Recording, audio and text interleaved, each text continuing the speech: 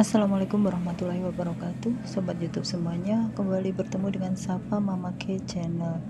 Sobat semuanya, kali ini kita akan sharing terkait dengan motivasi, yaitu bagaimana menghadapi kesulitan hidup. Nah, sekarang banyak sekali kejadian di mana semua orang memiliki kesulitan masing-masing.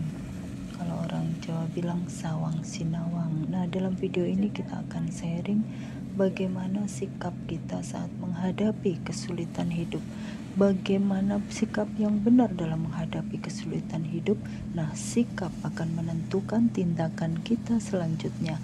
Sikap yang benar akan membawa kita ke tindakan yang benar, dan sikap yang salah akan menuntun kita ke tindakan yang salah. Sangatlah penting bagi kita untuk memahami sikap yang benar. Sikap yang benar datang dari mindset atau pola pikir yang benar pula, dan tidak ada sumber mindset lebih benar selain Al-Quran dan hadis sahih. Tidak ada kata bijak menghadapi kesulitan hidup selain dari yang maha pemberi hidup, yaitu Allah Subhanahu wa Ta'ala. Jadi untuk membangun sikap positif, kita perlu menggali apa saja mindset yang diajarkan di dalam Al-Quran dan hadis berkaitan dengan kesulitan. Minimal kita memilih dua mindset agar bisa menghadapi kesulitan hidup kita dengan baik. Yang pertama adalah yakinlah bahwa kesulitan akan memberikan kemudahan, dan kesulitan itu untuk kebaikan kita. Allah tidak akan memberikan cobaan di luar batas kemampuan umatnya. Bagaimana cara menghadapi kesulitan hidup? Oke, sekarang kita sharing santai bagaimana cara mengatasi kesulitan hidup. Kita akan kupas di sini, yaitu dalam kita untuk menghadapi kesulitan hidup tidak hanya terdiri dari satu aspek, namun secara lengkap, mulai dari aspek-aspek ruhiyah, pikiran, emosional, dan juga aspek fisik ataupun ikhtiar, takwa, dan juga bertawakal. Jalankan perintah Allah dan jauhi larangannya, kemudian selalu libatkan dan bersabar kepada Allah. Yakinlah Allah akan membimbing kita dalam menghadapi kesulitan hidup. Nah, tip-tip apa saja dalam menghadapi kesulitan hidup? Kunci utama dalam menghadapi kesulitan hidup adalah sabar. Sabar bukan berarti hanya diam. Kita harus memaknai sabar dengan benar agar kita bisa menghadapi kesulitan. Ada kalanya harus sabar, artinya lebih menjaga hati, lisan, dan juga tindakan agar tidak salah. Hati tetap tenang, lisan tidak mengeluh, dan tidak melakukan hal-hal yang negatif. Sabar juga berarti keteguhan, teguh di jalan yang benar, teguh dalam berikhtiar mengatasi kesulitan, dan teguh tidak menyerah. Teguh berusaha sampai berhasil, termasuk sabar menunggu hasil dari Allah Subhanahu wa Ta'ala atas doa-doa yang sudah kita panjatkan. Bagaimana caranya agar kita bisa bersabar? Kita harus berusaha menyabar-nyabarkan diri kita, perintahkan diri kita, jiwa kita untuk bersabar. Kemudian terimalah perintah itu dengan kesabaran. Bagaimana caranya? Anggap saja kita selalu berkomunikasi dengan diri kita sendiri. Di dalam hati kita, kita berinteraksi dengan jiwa kita. Bagaimana kita harus bersabar? Wahai diri kita, marilah kita bersabar menghadapi kesulitan. Perintah Allah Rasulnya untuk bersabar, maka bersabarlah kamu. Langkah-langkah dalam menghadapi kesulitan hidup itu apa saja yang perlu kita sharing di sini. Kita sama-sama merefresh dan mengingatkan, karena saya yakin di luar sana lebih banyak sekali yang memahami, bahkan lebih mengerti bagaimana cara menghadapi kesulitan hidup. Lalu bagaimana ikhtiarnya untuk menghadapi kesulitan? tentu saja kesulitan yang dihadapi setiap orang itu tidak akan sama. Tidak akan sama, berbeda-beda. Baik kesulitan ekonomi, kesulitan dalam berinteraksi, bersosial, kesulitan dalam kesehatan, dan kesulitan-kesulitan lainnya. Dan tingkat kesulitan pun akan berbeda-beda bagi setiap orang. Terkadang apa yang kita anggap berat ternyata hal kecil bagi orang lain. Begitu juga sebaliknya, apa yang kita anggap mudah ternyata berat bagi orang lain. Nah, langkah yang perlu kita pahami adalah, langkah yang perlu kita mengerti adalah, pertama, faham mengapa kita mengalami kesulitan. Apa sebabnya kesulitan ini terjadi? Bisa kita analogikan, siapa yang kesulitan mengendarai sepeda motor contohnya. Ya, mereka belum belajar sepeda motor.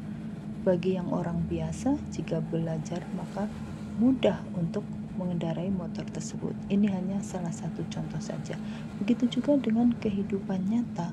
Kesulitan seringkali datang karena kita belum mengetahui ilmunya atau karena kita belum memiliki keterampilan dalam menghadapinya.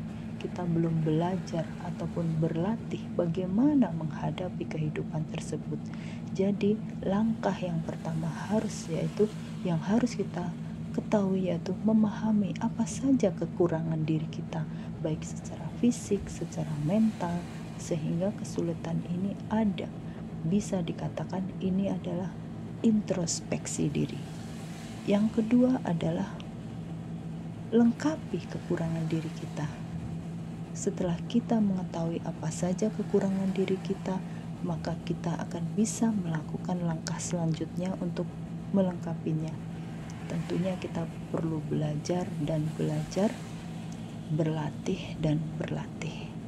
Kita bisa membaca buku, bertemu dengan guru-guru, baca-baca artikel. Kita sering berkomunikasi, berkonsultasi dengan guru, ustadz, ustazah untuk mengatasi kekurangan kita. Langkah ketiga yaitu atasi kesulitan kita dengan cara yang lain, dengan cara yang baru.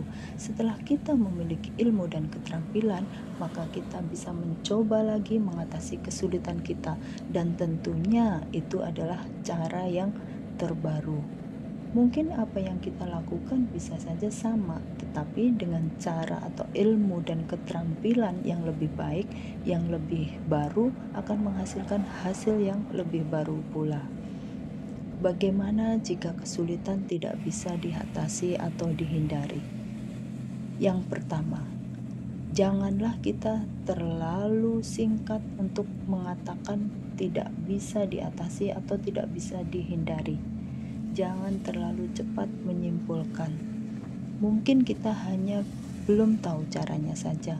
Yang kedua, kita harus selalu ingat bahwa yang penting bukan apa yang terjadi, namun bagaimana cara kita menyikapinya dan sikap yang benar.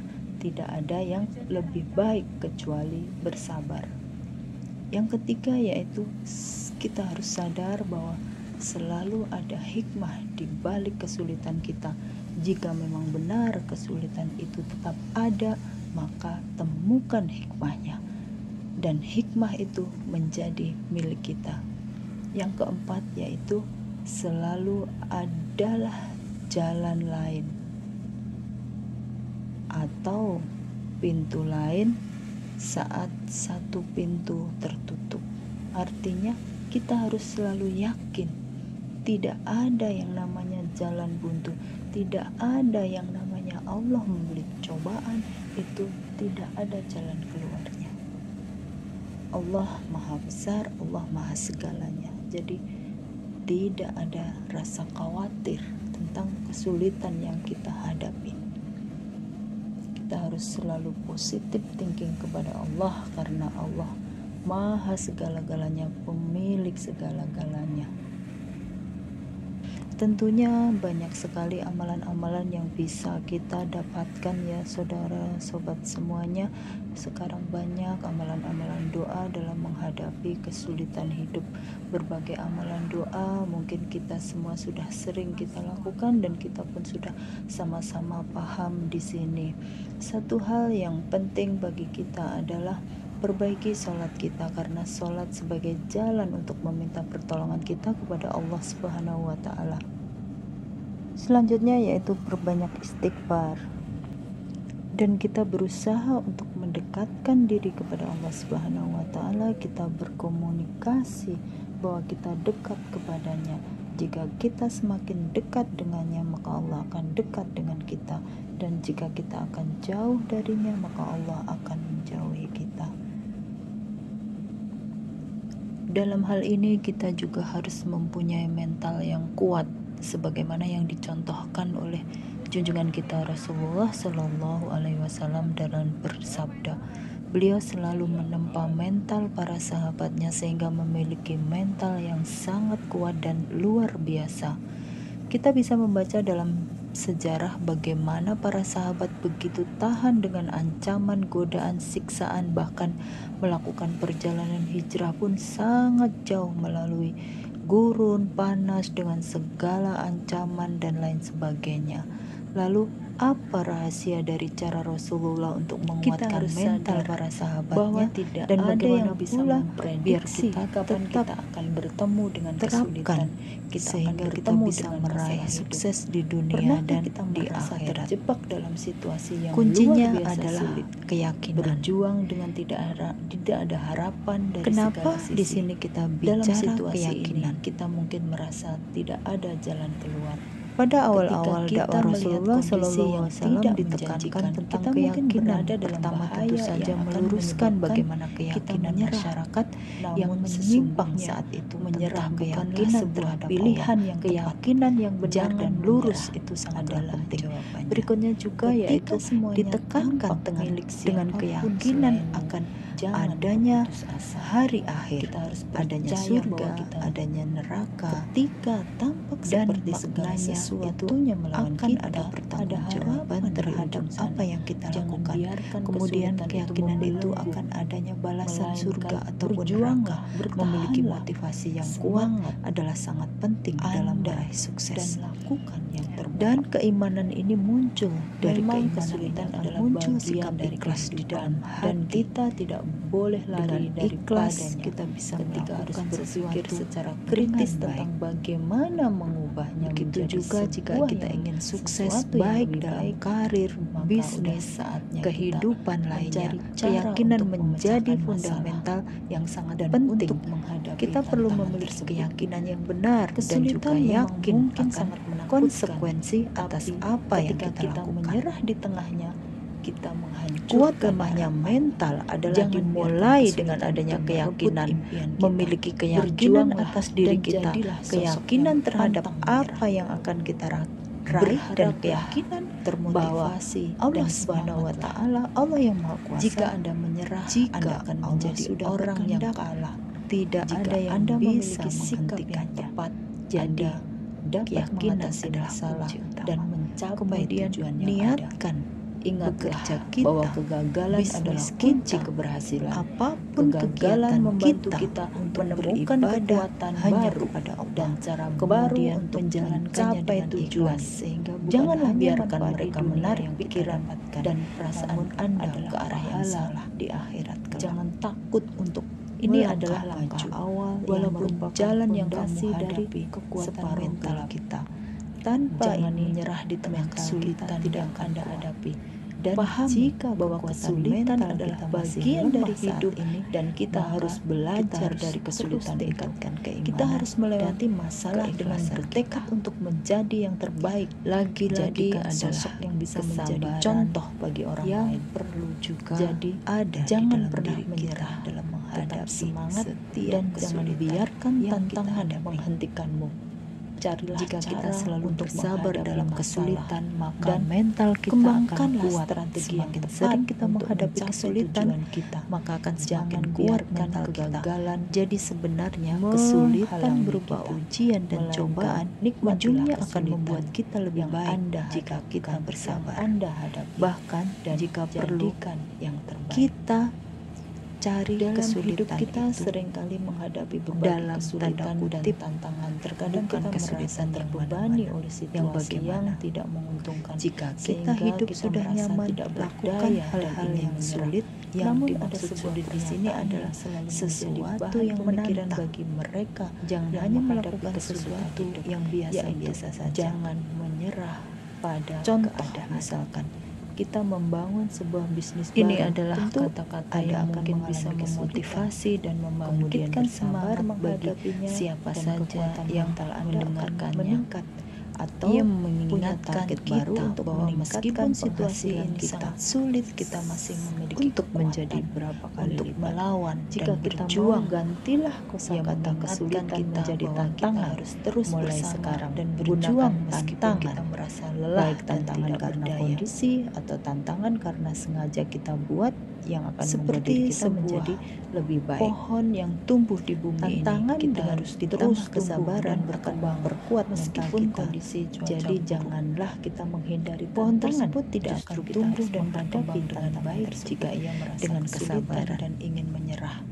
Ia harus terus memperkuat Kita akar harus dan bisa menjaga berlatih daun-daunnya mengendalikan agar hawa tetap nafsu. hijau meskipun Godaan hujan untuk turun dengan deras. menghentikan Begitu juga tindakan dengan diri positif kita. itu sangatlah Meskipun banyak. kita merasa Mental yang lelah lemah dan adalah tidak berdaya, mereka kita yang harus tidak bisa terus mengendalikan memperkuat hawa diri nafsu dan membangun Semua hawa kekuatan nafsu dalam dan diri amarah kita. salah satunya Kita harus termasuk terus berjuang hawa dan nafsu, berusaha meskipun makan kita hawa tidak nafsu, tahu jalan-jalan, apa yang akan hawa terjadi. nafsu, Kita harus lain memiliki sebagainya. tekad dan semangat Artinya, untuk terus kita berjuang perlu dan dengan sengaja berusaha melatih meskipun untuk situasi mengendalikan sulit. hawa nafsu. Jangan pernah Dan menyerah di dalam dalam keadaan. agama kita pun penuh dengan tool yang bisa kita gunakan untuk melatih hawa nafsu. Semua ibadah bisa kita latih dengan mengendalikan hawa nafsu. Contoh yaitu ibadah puasa yang sebentar lagi akan kita hadapi bersama-sama. Orang yang kuat bukanlah orang yang sering menang berkelahi, akan tetapi orang yang kuat adalah orang yang mampu mengendalikan hawa nafsunya ketika marah.